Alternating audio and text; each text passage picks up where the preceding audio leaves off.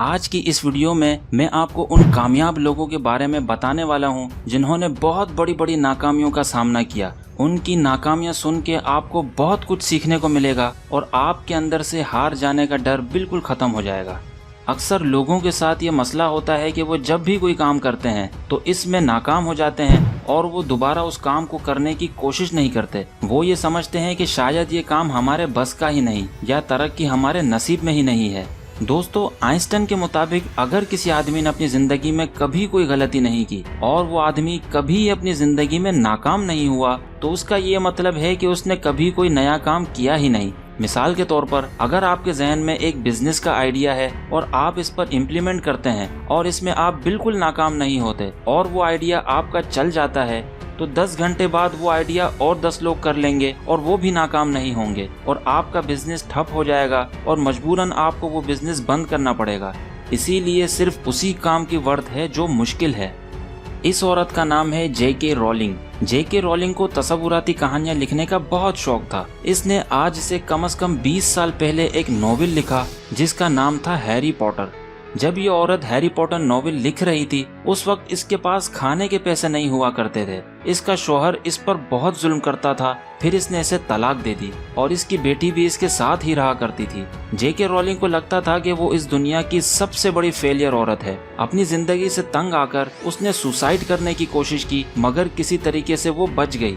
जब इसने अपने हैरी पॉटर नॉवेल के पहले पार्ट को मुकम्मल कर लिया तो वो इस नॉवेल को पब्लिश करवाने के लिए एक पब्लिशर के पास ले गई, मगर नॉवेल पढ़ते ही पब्लिशर ने इसे धक्के मारकर बाहर निकाल दिया। फिर वो दूसरे पब्लिशर के पास गई और उसने भी इसे बाहर का रास्ता दिखा दिया। इस तरह वो 12 अलग अलग पब्लिशर के पास गई, लेकिन 12 के 12 पब्लिशर्स ने उस नॉवेल को पब्लिश करने से साफ इनकार कर दिया और कहा कि इसे लेकर दफा हो जाओ, ये तो बिल्कुल बेकार नॉवेल है। असल में पब्लिशर्स को लगता था कि इस नॉवेल में इमेजिनेशन की कमी है।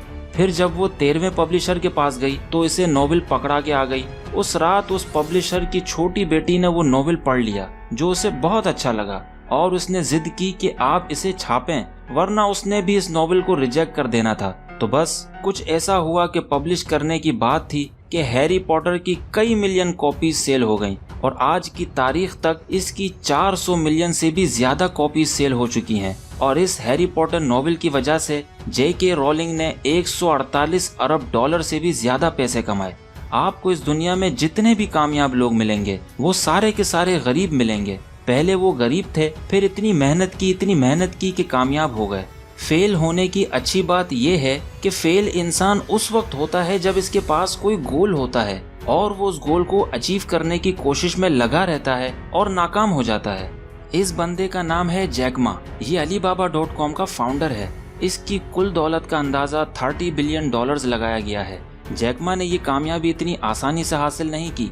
अगर आपको इसकी नाकामी का पता चले तो आपको हैरानगी होगी कि इतना लाइक इंसान भी कोई हो सकता है। जब जैक मा ने ग्रेजुएशन कंप्लीट किया तो इसने 30 अलग अलग जगहों पर जॉब के लिए अप्लाई किया, लेकिन हर बार इसे रिजेक्ट कर दिया जाता। एक बार वो KFC में भी नौकरी के लिए गए जहां 24 लोगों की जरूरत थी और 25 लोगों ने अप्लाई किया था, मगर बदकिस्मती से वहां पर भी जैक मा को रिजेक्ट कर दिया गया।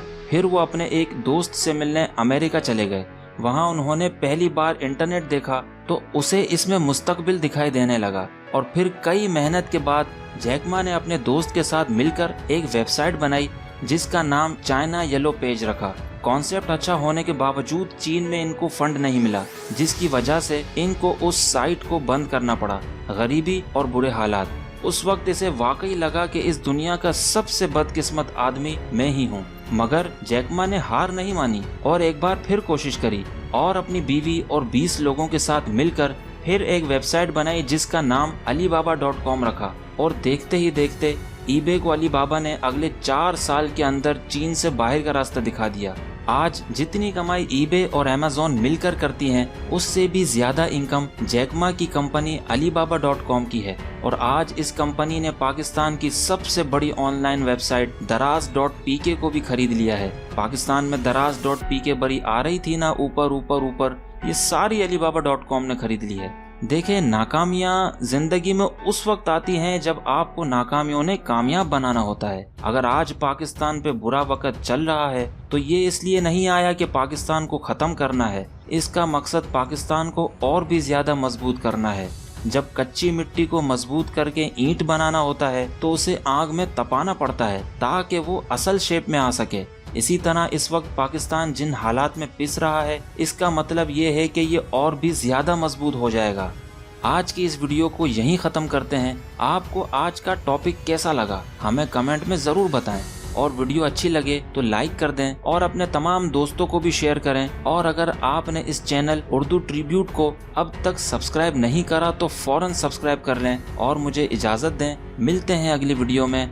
अल्लाह हाफिज़।